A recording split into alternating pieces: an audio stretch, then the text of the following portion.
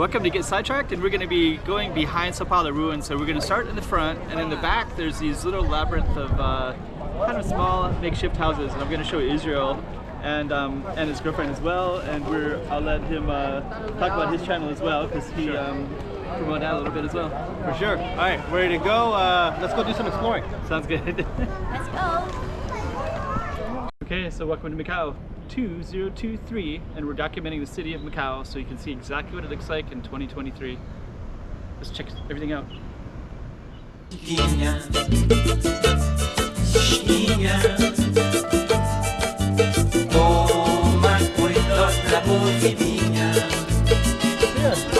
We're gonna go behind, so there's Sao Paulo ruins right there. At least can you show a little bit that real quick?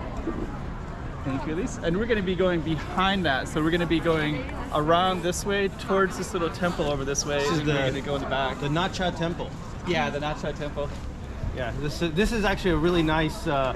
It's like a little bit hidden. Don't come to the ruins of St. Paul and miss the coming to the Nacha Temple, because actually this is very historical also. This wall in particular is very interesting. Hey, before we leave, sorry, there's something very important I want you to capture. Are you familiar with? I haven't seen this. That. This is the I believe it's the there's a word for the first stone that's laid for the foundation, and we can see here that the year is 1602, and I believe, if I remember correctly, it says oh, here we go, dedicated to the Virgin Mary, dedicated with great joy by the city of Macau, 1602. That's cool. I never even noticed that before. Yeah. I've walked by this so many times. Yeah, it's very interesting, and I'm glad they're doing something to protect it, because it's a very unique piece of history. Yeah. You know. And what I was telling you was this is an original wall for the city of Macau. You know, the city used to be divided. Let's capture that real quick. So there's this wall as well, right? And then...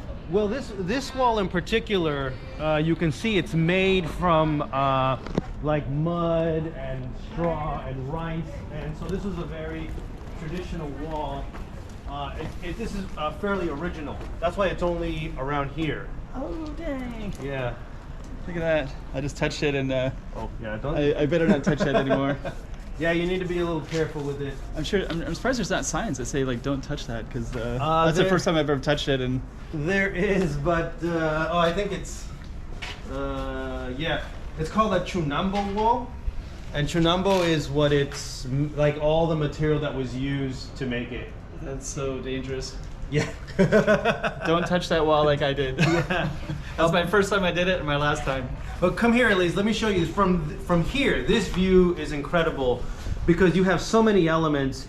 You've got the wall, you got the temple, you got the ruins of St. Paul, and you got the Grand Lisboa way in the background. It sort of culminates all of Macau in one view. I think it's quite fascinating. Yeah. Right? It's quite beautiful. I agree. All right, so Kevin, I've been here. I've been in this area before. Yeah. But I've never truly explored down this way.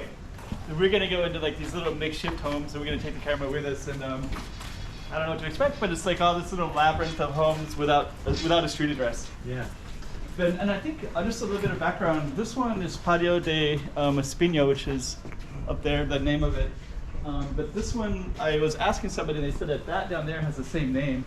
Okay. So I don't know if that's true or not, but I heard that from two different sources. Right. Now, Patio de Espinho is thorn.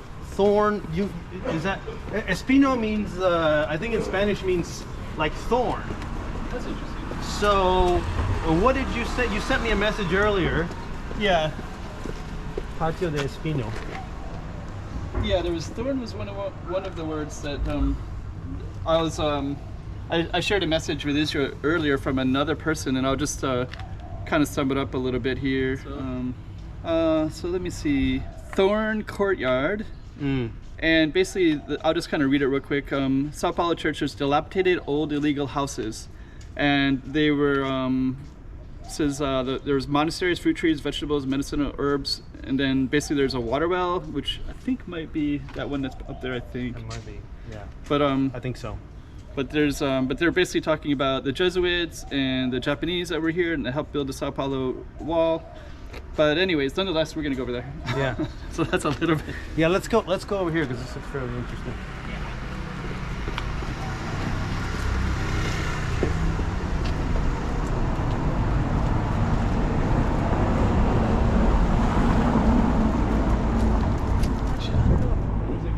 But I wonder what that says in Chinese. That might be interesting, at least to maybe just give us a short version of that. Can you tell us what that says? That one, oh, the Chinese. Okay, sure. Give her a chance. So actually, that's kind of cool though, because that sign kind of implies that these are the same. Kind of the temple, one of the temple here. Oh, this is a temple? Oh, this building right here. So You mentioned about like the Lacha.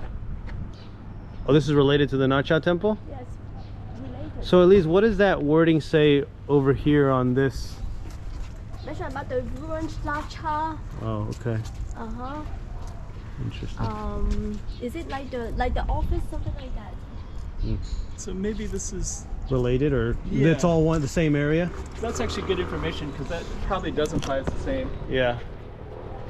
Here you go. So we'll walk this way. Are you okay, Elise? Elise is still busy. She's like I try to understand, yeah, because every word I understand, but they mix up together. I feel like it's very complicated.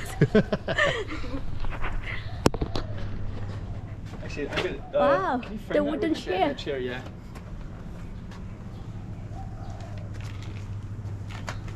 And actually, just to give a little bit of like on this view right here, we can see like that Espinho. So we're gonna go back behind this way. So that's the one that we just came down, that little stairwell. And I think you could maybe see a little bit of the wall. look at that. That's like a little patio area. That's kind of interesting. I don't even know how you get back there. Yeah, It must belong to someone's backyard or something. Or... that's the one thing I love about Macau. Is like those little Yeah, the little corners and. yeah, and just even like this right here, like somebody gets that small space, right? Elise, have you ever been in this area before? No, this And is my Elise first grew up time. here. She was born here and she grew up here. Yeah, and actually when you get in here, it's like a little bit of a labyrinth. You so see it's like, some very traditional music. Oh, is that what that was? Sorry, you were saying, Kevin?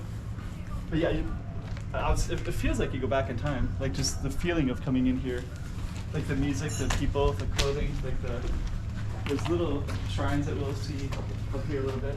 Elise, show the inside of here. It's like completely abandoned and overgrown on the inside. But this is where it starts to feel like we're inside of someone's backyard, right? Yeah. So it feels really uncomfortable because you're not really sure.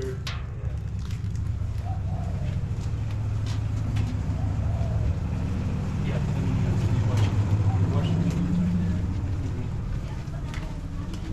So someone is living here. Many people. Oh, this is a garden.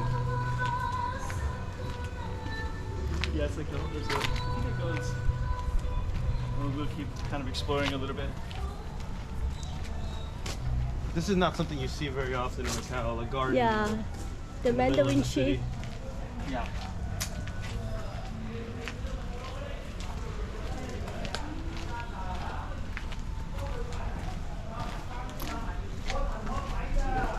Yeah, and actually a lot of people kind of hang out too. Like Yeah, in the, maybe playing the mahjong. yeah, mahjong. Interesting. It's a restaurant though. That's cool. That looks like Minchi. That's Minchi. Yeah, that's cool. And actually got like, I think that's like stained glass, not real stained glass, but like the paper.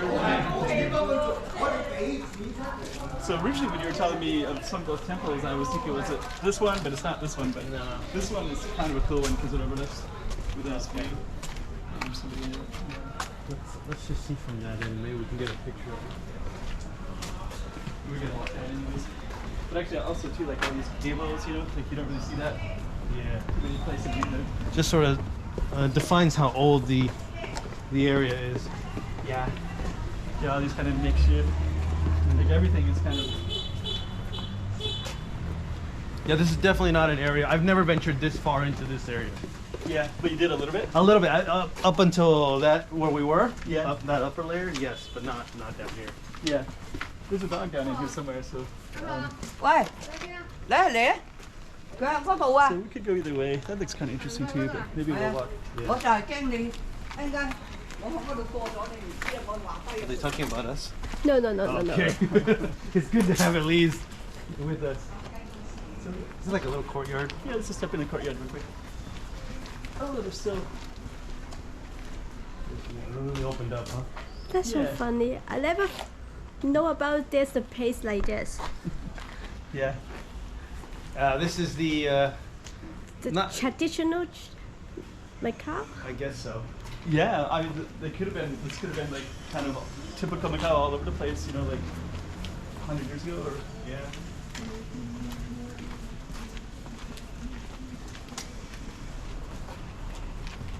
Yeah, and there's no street signs, so we don't really have A way of telling you guys where where we exactly. are. Yeah, that was the struggle the first time I was... Usually I have the channel and I label it by streets, but I think that patio de Espinho is the label. But yeah, just kind of like a labyrinth of little homes. Yeah, it's pretty cool though, eh? Yeah. Cats, dogs. It's getting quite narrow.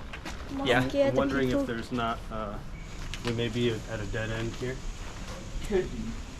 But I think in my experiences it just keeps kind of meandering, you know, in a continual labyrinth. Right.